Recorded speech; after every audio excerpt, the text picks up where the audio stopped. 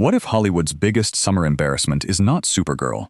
Audiences ignored many of them, while smaller, stranger films stole the spotlight. Today, we are ranking summer 2026's theatrical disappointments, from forgivable stumbles to financial disasters that executives will be explaining for years. And yes, one Disney gamble has fallen even harder than the Girl of Steel. Before the countdown begins, subscribe to the channel, because Hollywood's real drama often begins after the credits stop rolling. Number 26. Girls Like Girls. Not every disappointing theatrical run creates a $100 million headache.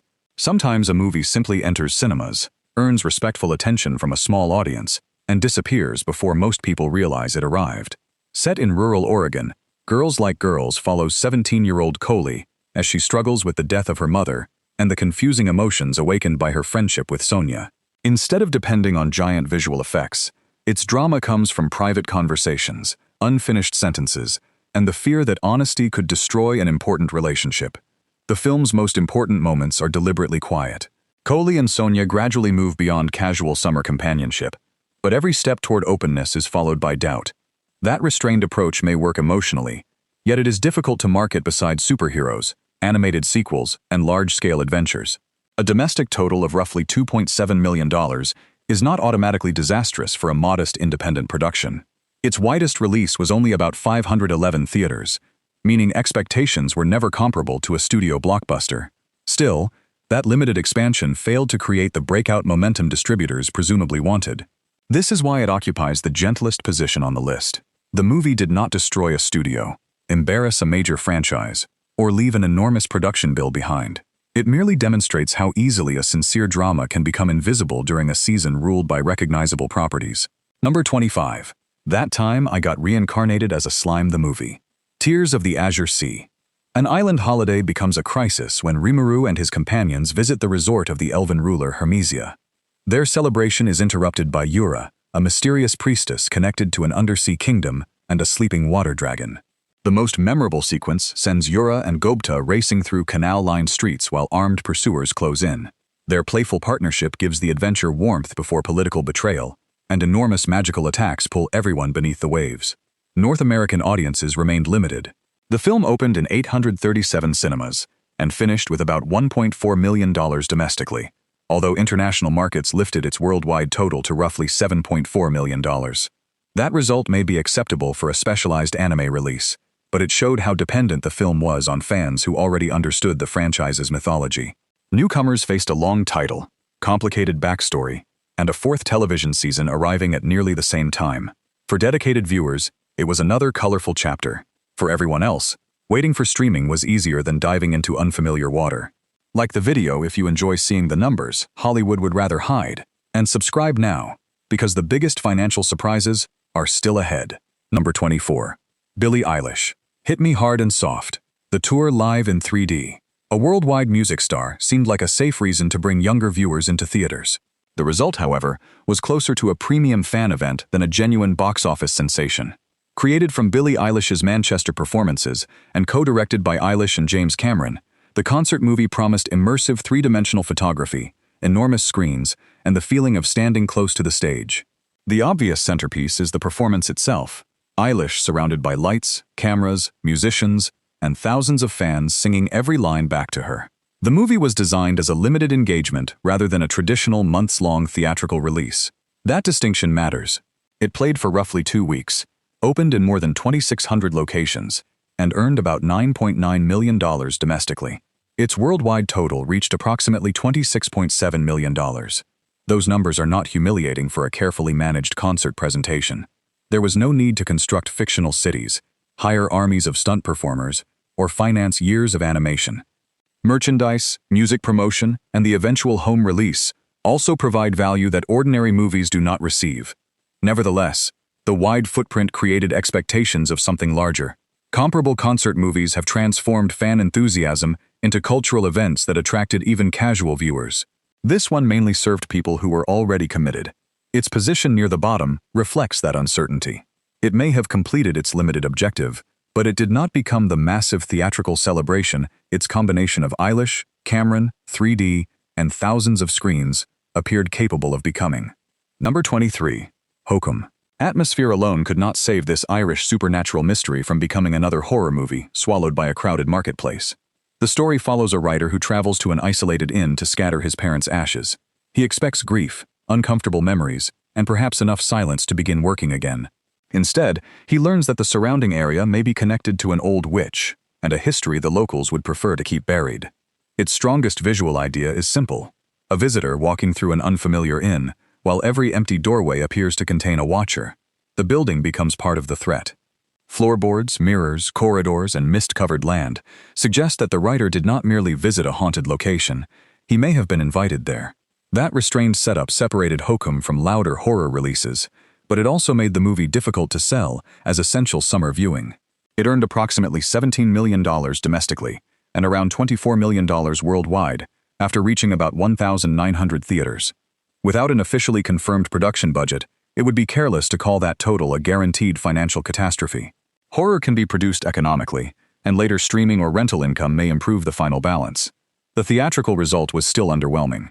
A release approaching 2,000 cinemas usually needs a stronger opening, longer legs, or a conversation-generating scare. Instead, the movie became another title viewers plan to watch eventually. That word, eventually, is dangerous. When audiences decide a horror film can wait for streaming, the theatrical ghost story often becomes a ghost at the box office. Number 22. I Love Boosters. Bright colors, sharp social commentary, and a group of fashion-focused shoplifters sounded like the ingredients for a rebellious summer comedy. The audience response remains surprisingly muted. The movie centers on a crew who steal clothing and redistribute or resell it, while presenting their activities as a form of fashion-conscious philanthropy. Their target is a powerful and ruthless industry figure whose wealth depends on the same consumer culture the group claims to oppose. That conflict produces the movie's liveliest material. Carefully planned thefts turn boutiques into playgrounds as the crew communicates through glances, distractions, fake arguments, and quick exchanges of merchandise.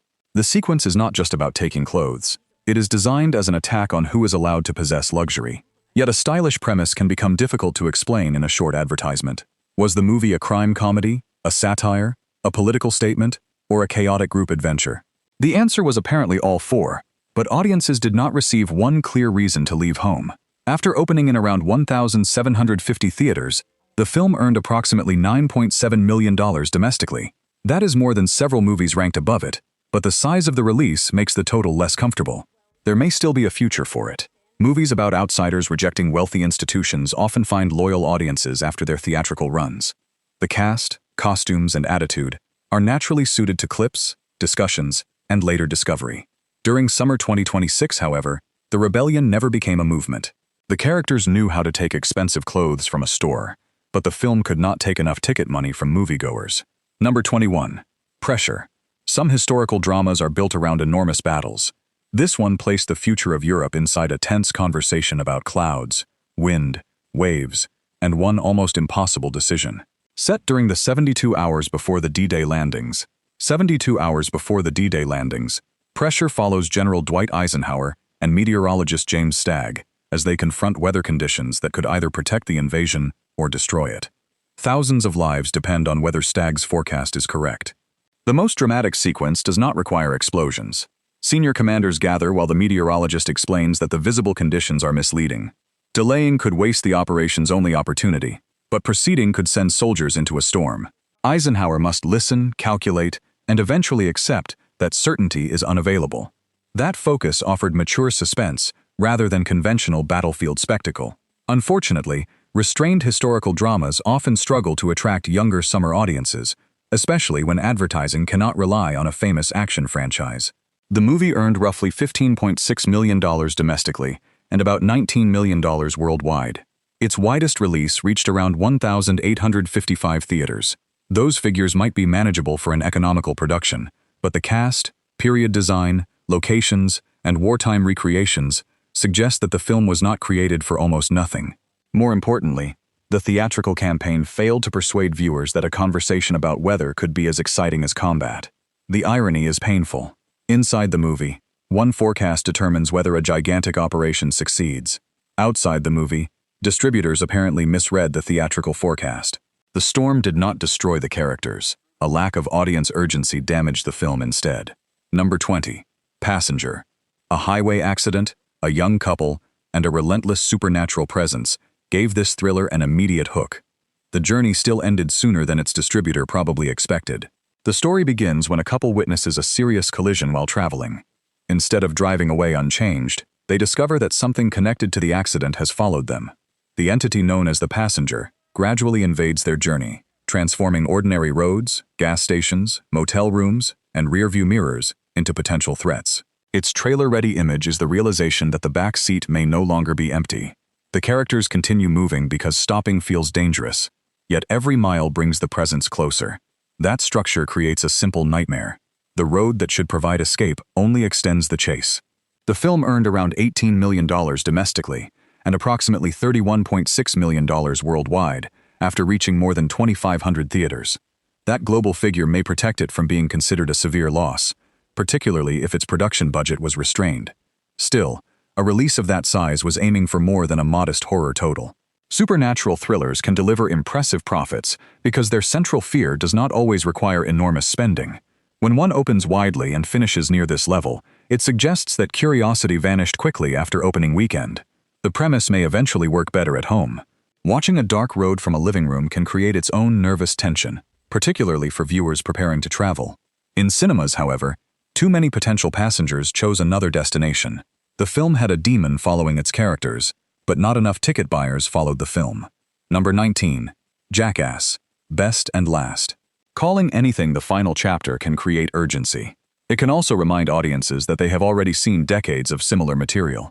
The supposed farewell to the Jackass franchise brought the familiar group back for another collection of risky stunts, painful accidents, elaborate pranks, and reactions that make viewers laugh while covering their eyes.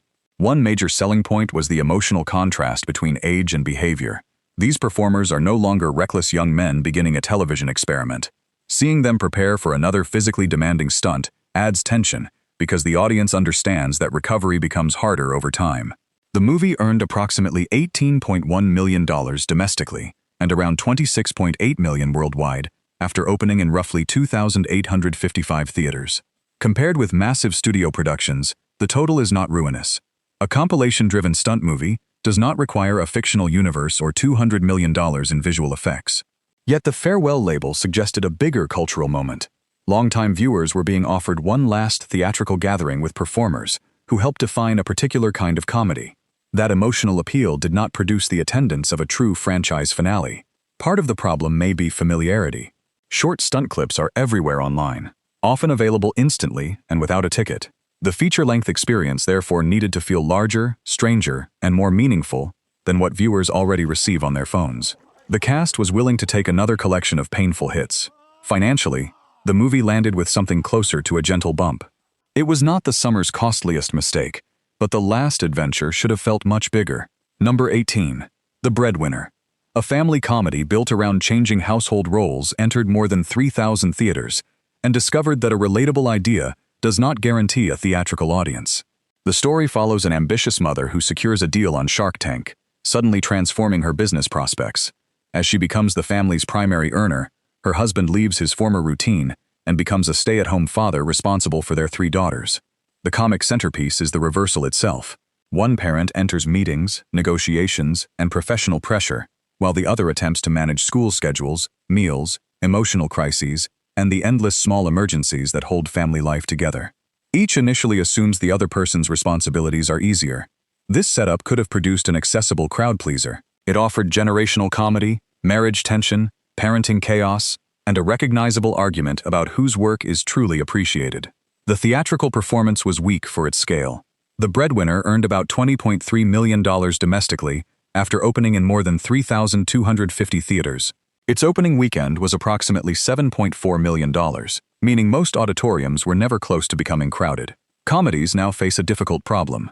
Viewers often decide that a pleasant family story will play equally well at home, particularly when no expensive visual attraction demands a giant screen. That appears to have happened here. The movie's message concerns recognizing invisible labor, yet the film itself became nearly invisible during the summer conversation. The fictional family learns that money is only one measure of value. The studio accounting department, unfortunately, still has to measure the tickets. On that scoreboard, this household comedy struggled badly. Number 17. The Furious. International action can sometimes overcome a quiet North American performance. That protection is the main reason this kidnapping thriller does not rank closer to the financial danger zone. The plot follows a father who is forced into a violent race against time after his daughter is taken. Rather than waiting for official help, he moves directly through the criminal network responsible, following clues from one physical confrontation to another. Its most marketable sequence is the kind of rescue scene action fans immediately understand. The hero enters an enemy-controlled location, studies exits and weapons, then turns a seemingly impossible disadvantage into a rapid attack. Every movement is driven by the same simple objective: reach his daughter before she disappears permanently. Domestic audiences showed little excitement. The film earned only about $6.5 million in North America, despite reaching more than 1,250 theaters. International markets were far more responsive, helping the worldwide total reach nearly $39.7 million. That overseas performance prevents the movie from becoming a complete financial collapse. Depending on its budget and pre-sales, it may eventually escape serious damage. Yet the domestic rollout clearly failed to establish the movie as the new action event its title promised. Familiarity may have been the greatest obstacle. Audiences have watched many stories about highly capable fathers pursuing kidnappers. To break through, a new version needs an unforgettable star, a radically different location, or action scenes viewers have never experienced. The Furious delivered competent pursuit, but competence is no longer enough. The hero fights as though failure is impossible. The theatrical campaign never created that same sense of determination.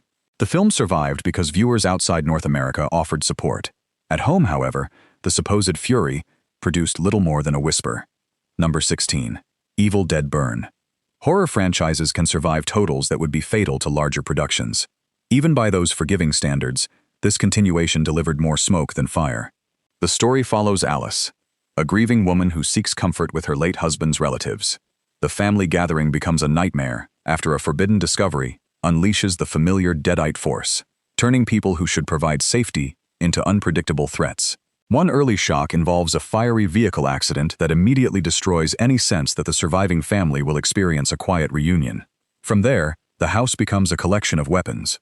Ordinary household items, doorways, furniture, and tools are transformed into instruments of panic as possession spreads through the group. That is exactly what viewers expect from an Evil Dead movie. Claustrophobic spaces, practical-looking chaos, dark comedy, and characters forced to confront twisted versions of people they love. The movie earned roughly $26 million domestically and around $53.2 million worldwide, after opening in more than 3,000 North American theaters. Without a confirmed budget, those figures cannot prove a major loss. Horror productions are often designed to recover quickly. The concern is the size of the launch. A franchise with this much recognition, supported by thousands of screens, should have displayed stronger staying power. Instead, the result felt like a routine genre performance rather than an event. Competition also mattered. Summer 2026 produced horror successes that became genuine cultural conversations. Against those surprises, brand recognition alone was not enough. The film's title promised a burn, but financially, it created only a contained flame. It may eventually become profitable through rentals and streaming, yet its theatrical run did not expand the franchise's audience. The Deadites remained difficult to destroy. The box office momentum proved much easier to kill. Number 15. Stop That Train. Few titles explain their movie more directly. A runaway luxury train, a gigantic storm, and a race to prevent destruction should have been easy to advertise. Almost nobody bought a ticket. The story follows two friends working as train attendants who transfer to a more glamorous route. Their dream assignment becomes a disaster when severe weather places the train, its passengers, and Los Angeles in danger. They must cooperate with the first-class crew and President Gagwell to prevent the journey from ending catastrophically. The movie's obvious centerpiece is the runaway train tearing through the storm while the characters attempt to regain control. Inside, passengers slide through carriages, and objects crash around them. Outside, tracks vanish beneath water and wind. Every decision must be made while an enormous machine continues moving toward the city. That kind of escalating disaster comedy once had obvious theatrical appeal. Audiences could laugh at chaotic characters while enjoying the scale of vehicles, weather, and destruction on a large screen. The summer 2026 audience barely noticed. The film earned only about $4 million domestically after opening in approximately 1,161 theaters. Its opening weekend provided roughly half that amount, leaving little momentum for later weeks. A modest budget could reduce the final loss, But a theatrical release across more than 1,000 locations still carries distribution and marketing expenses. The revenue was simply too small to suggest a satisfying return. The comedy may also have suffered from tonal confusion. A storm threatening a major city creates genuine danger, while exaggerated officials and workplace humor ask the audience to remain playful. Without the right balance, disaster can feel too silly for suspense and too serious for comedy. Whatever happened creatively, the financial destination was clear. The fictional crew spends the movie trying to stop the train. Moviegoers stopped it almost immediately by refusing to board. Number 14. Deep water.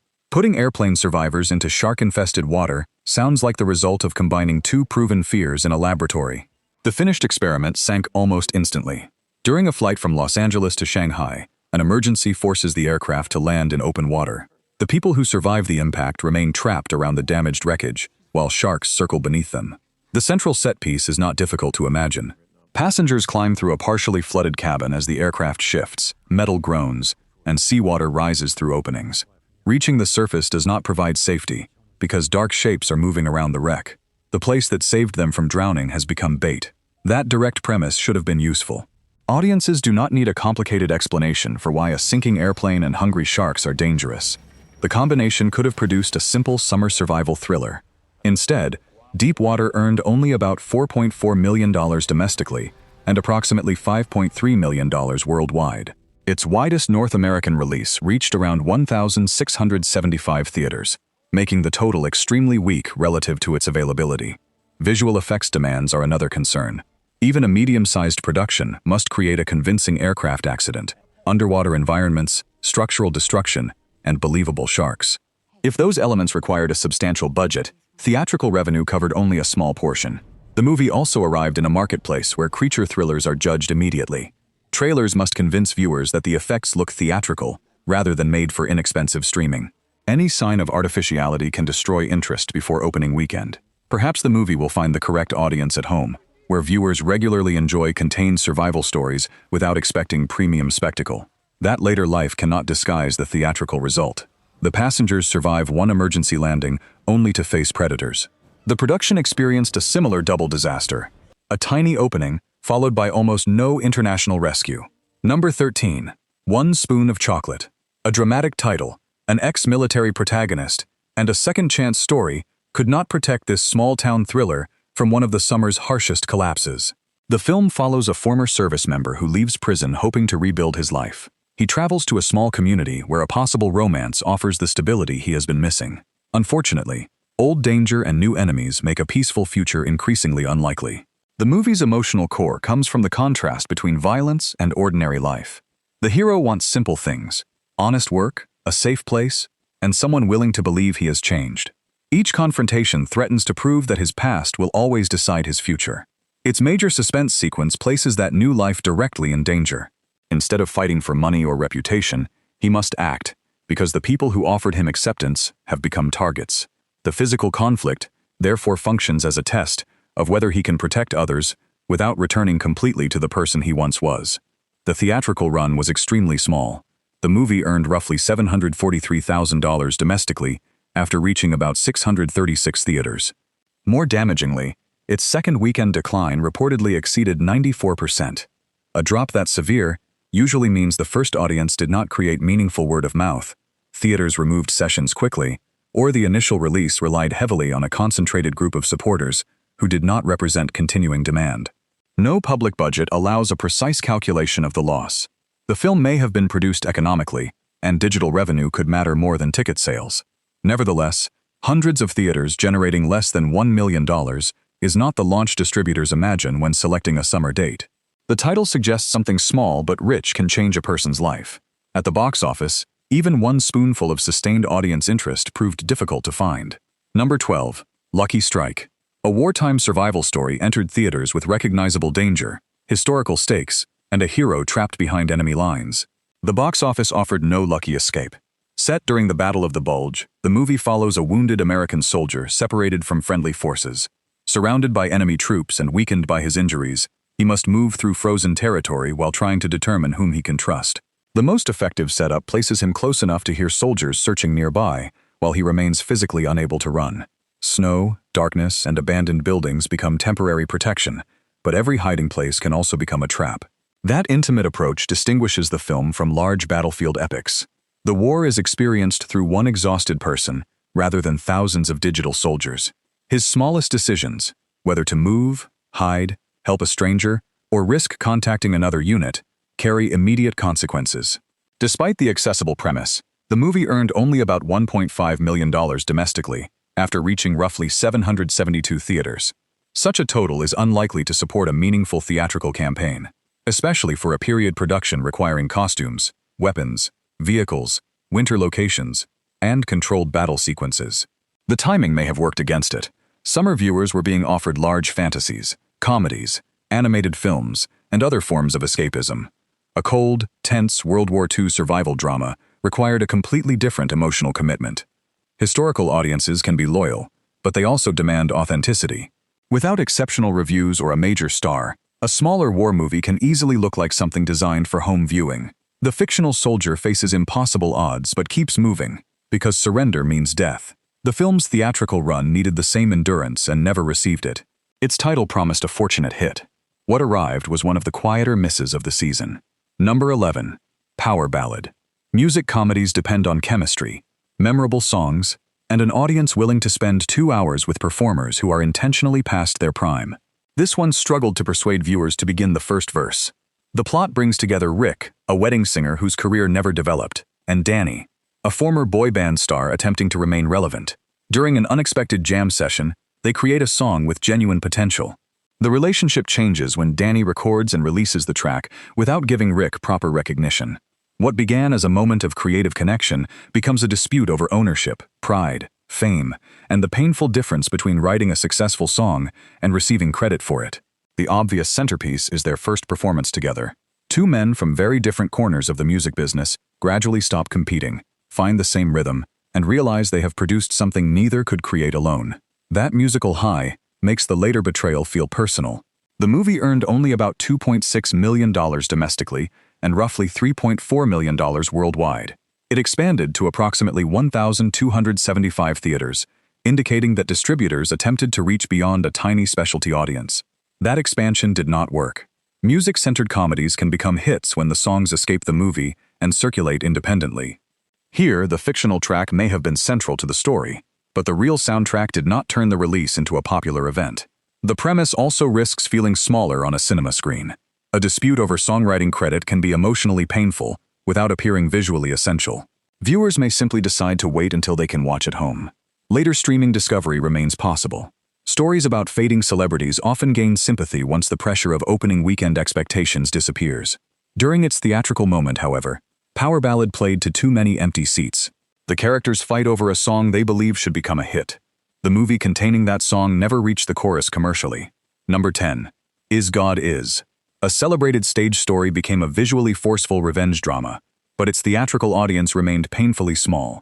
The film follows twin sisters who receive a final request from their dying mother. Scarred by a violent family history, they travel across the country to confront the father responsible for much of their suffering. Their journey is not structured like a clean, heroic mission. Each confrontation exposes another layer of anger, inherited damage, and uncertainty about whether revenge can truly separate them from the past.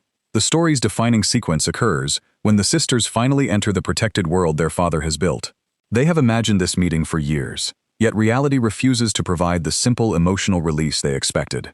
The confrontation becomes a collision between the children they were, the adults they have become, and the family members who learned to survive by denying what happened.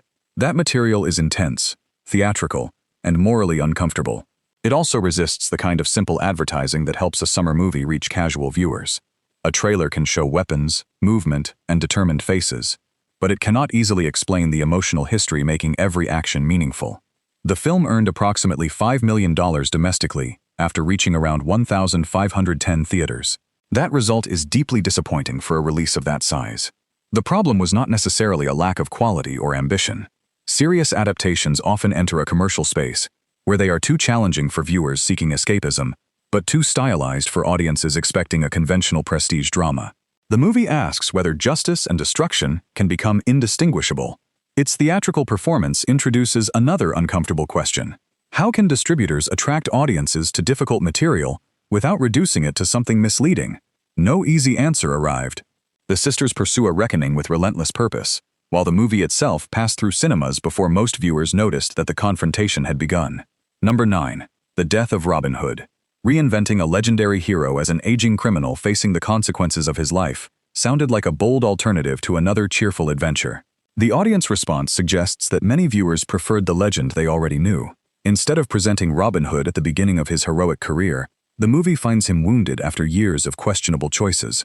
His famous reputation no longer protects him from pain, regret, or the people who remember his crimes differently. A mysterious woman offers the possibility of salvation, forcing him to decide whether redemption is real or simply another story desperate men tell themselves. The film's standout image is not Robin firing an impossible arrow. It is the older outlaw struggling through a damaged landscape while his body refuses to perform the feats associated with his name. Every movement reminds the audience that legends age, even when stories pretend they do not. That revisionist approach could have attracted viewers interested in darker Western-like dramas. It also removed much of the adventure, humor, romance, and triumph casual audiences associate with Robin Hood. The movie earned only around $5.3 million domestically and approximately $6.9 million worldwide. It reached about 1,762 North American theaters, leaving its average revenue per location extremely low. A historical production carries unavoidable costs. Period clothing, weapons, forests, constructed villages, horses, and action choreography all require resources, even when the story is intimate. Unless the budget was unusually controlled, the theatrical return represents serious trouble. The marketing problem was equally difficult. The Robin Hood name creates family adventure expectations, while the actual film offered exhaustion, regret, and mortality. Viewers seeking the traditional hero may have felt rejected, while prestige drama audiences may have dismissed the title as another unnecessary franchise revival. There is nothing wrong with challenging a myth. The challenge must still create curiosity. This Robin spent his life taking from the rich and giving to the poor. In summer 2026, audiences gave very little to Robin. The title announced his death, and the box office nearly supplied the funeral. Number 8. In the Gray. A recognizable action director, an elite covert team, and $1 billion fortune should have produced more than one of the summer's quietest studio-scale failures. The story follows highly trained operatives sent to recover an enormous amount of money controlled by a ruthless despot. Their mission requires deception, infiltration, and the kind of teamwork that only functions when every person follows the plan. Naturally, the plan begins to collapse. The film's central heist sequence involves the team entering a heavily protected location while separate members manage security, surveillance, transportation, and extraction. What initially looks precise becomes increasingly chaotic as loyalties shift and the target realizes that someone has entered his system. The title refers to the moral space occupied by people who work outside normal rules. These characters may be completing a mission with a defensible objective, but the methods, deception, theft, coercion, and violence, make traditional heroism difficult to claim. That combination of action and moral uncertainty should have appealed to audiences who enjoy ensemble crime thrillers. Instead, the North American total stopped at approximately $5.7 million, despite a release reaching more than 2,000 theaters. International markets helped the worldwide figure climb to roughly $27.2 million, but that remains low for a polished action production with significant logistical demands. A movie involving elite teams, exotic movement, vehicles, weapons, and $1 billion target is rarely inexpensive. Even without a verified budget, the commercial imbalance is visible. The home viewing market may provide a more natural destination. Viewers regularly select action thrillers for an evening of uncomplicated entertainment, particularly when familiar stars or directors are involved. What they increasingly refuse to do is pay theatrical prices unless the spectacle feels impossible to reproduce elsewhere. The characters attempt to steal a fortune. The production could not convince audiences to surrender even a comparatively tiny amount at the ticket counter. In the movie, operating in the gray is a tactical advantage. In studio accounting, gray areas are less comforting. Revenue either appears or it does not, and very little appeared here. Number 7. Animal Farm. Turning one of the world's most famous political fables into an animated feature should have provided name recognition, educational interest, and adult curiosity. Instead, the theatrical release experienced a rebellion with almost no followers. The story begins when abused farm animals overthrow their human owner. For a brief period, the farm appears capable of becoming a fair society where every animal contributes and receives protection. That dream collapses as the pigs gain control. Rules are gradually changed, language is manipulated, Fear replaces cooperation, and the new leadership becomes increasingly similar to the human authority it removed. The movie's inevitable defining sequence is the moment the other animals recognize that the revolution has been stolen. Written principles no longer mean what they once meant, and the pig's behavior reveals that equality was only useful while they were building power. It remains one of literature's most direct warnings about how revolutionary language can be used to construct another dictatorship. Commercially, however, the adaptation faced several problems. Adults may have assumed the animation was intended for children. Parents familiar with the material may have decided its political cruelty was unsuitable for a light family outing. Younger viewers had numerous brighter alternatives. The movie earned approximately $5.6 million domestically, and only about $6.3 million worldwide. More damagingly, it opened in roughly 2,600 North American theaters. That is a remarkably wide release for such a small total. Animation requires years of work, large teams, voice recording, design, and continuous technical investment. Unless costs were unusually low, the theatrical revenue could not approach the required level. The book's reputation may eventually support classrooms, streaming, and international licensing. Yet familiarity can also create complacency. Many people believe they already understand Animal Farm without needing to watch another adaptation. Inside the story, the animals discover that powerful leaders can alter reality by controlling words. Hollywood accounting is not so flexible. A $6 million worldwide total cannot be rewritten into a summer success merely by changing the commandment on the wall. The animals overthrew the farmer. Moviegoers overthrew the release by staying away. Number 6. The Sheep Detectives. A flock of sheep solving a murder sounds like either a charming surprise or an idea audiences will immediately reject. The box office landed uncomfortably between those possibilities. The story follows a shepherd who regularly reads murder mysteries aloud to his animals. He assumes the sheep understand only the comforting rhythm of his voice. When he is found dead, however, the flock begins applying the detective lessons hidden inside those stories. Their investigation provides the movie's most playful material. Clues that human characters overlook become obvious to animals familiar with smell, movement, fields, fences, and routines. The sheep do not behave like conventional police officers, but their understanding of the farm allows them to reconstruct what happened. That concept offered family comedy, mystery, and eccentric British-style charm. It was also difficult to position.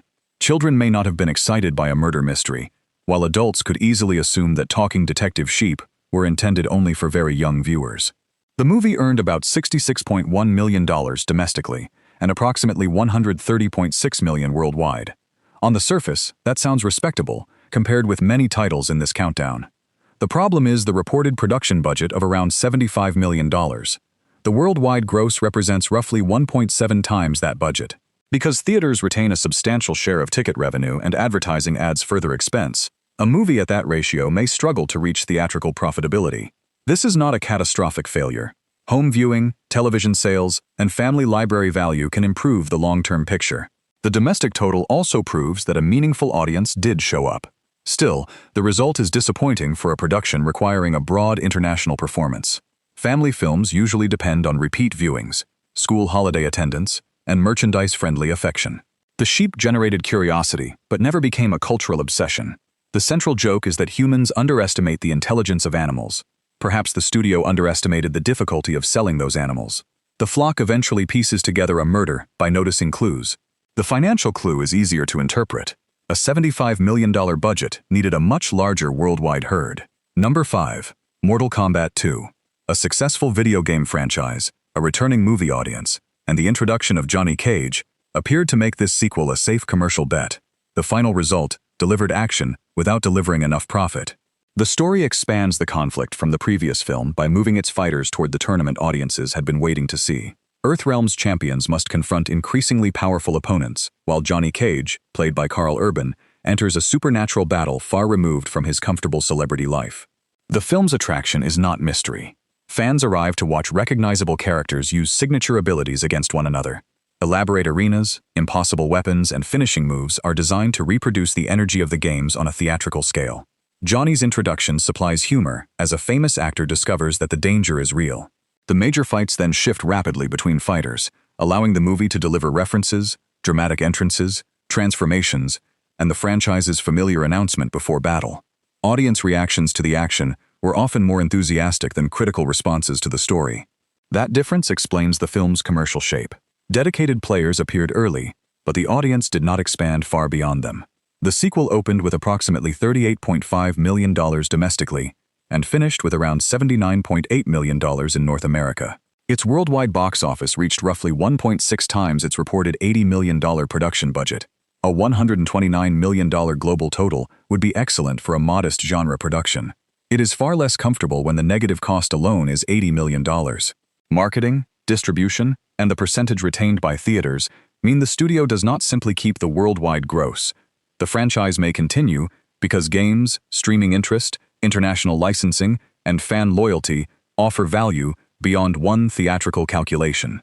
The movie was also not rejected in the same way as the worst entries above it. Nevertheless, it needed either a lower budget or a much larger audience. The production was too expensive to survive as a fan-only attraction. That is the central commercial contradiction. Mortal Kombat 2 tried to become bigger, louder, and more faithful. Those improvements cost money. Yet the box office remained close to the level of a niche franchise. Inside the arena, survival depends on defeating the opponent standing directly in front of you. At the box office, the sequel faced family films, comedies, horror hits, and franchise fatigue at the same time. Number 4. The Mandalorian and Grogu. The return of Star Wars to theaters should have felt like a major cinematic event. Instead, many viewers treated the movie like an optional extended episode they could watch later at home. The adventure reunites Din Djarin and Grogu as they cooperate with the New Republic on a mission involving Rada the Hutt, the grown son of Jabba. Rather than becoming another crime lord, Rada is presented as a powerful gladiator, attempting to escape the expectations attached to his family. That unexpected character becomes one of the film's strongest elements. The large, muscular Hutt is not merely a person waiting to be rescued. His relationship with Grogu and his desire to choose a more honorable life give the story an emotional connection to the larger Star Wars theme of rejecting an inherited identity. The action still provides familiar pleasures. Din moves through fortified locations with careful precision. Armored opponents fill corridors. Spacecraft cross dangerous terrain, and Grogu waits until the correct moment to use the Force. The most audience-friendly moments belong to Grogu. A small gesture can alter a battle, rescue a companion, or transform a tense encounter into comedy. Those scenes worked repeatedly on television because the character could dominate online conversation after every episode. The theatrical challenge was convincing viewers that this continuation required a cinema ticket. The movie earned approximately $177.6 million domestically and around $345 million worldwide. Its reported production budget was about $165 million. Those numbers do not represent a collapse on the same scale as a movie that fails to recover its production cost in worldwide ticket sales. However, the total was deeply disappointing for live-action Star Wars. Reports identified it as the lowest-grossing live-action entry in the franchise, and the movie moved to premium digital release by July 21st. A traditional rule of thumb suggests a major studio film may need roughly 2 to 2.5 times its production budget to approach theatrical break-even after marketing and theater shares. The exact threshold varies, but this result left limited comfort. The greater damage may be strategic rather than purely financial. Disney spent years training viewers to experience Din and Grogu through a streaming subscription. Asking those same viewers to pay separately for a story continuing that television relationship created resistance. The title also placed The Mandalorian before Grogu, yet the small green character remains the broadest attraction. Casual viewers who had fallen behind on the series could reasonably fear that they needed homework before entering the theater. That hesitation is dangerous for a franchise once defined by cultural urgency. Original Star Wars installments made audiences feel excluded if they did not attend immediately. This release felt safe to postpone.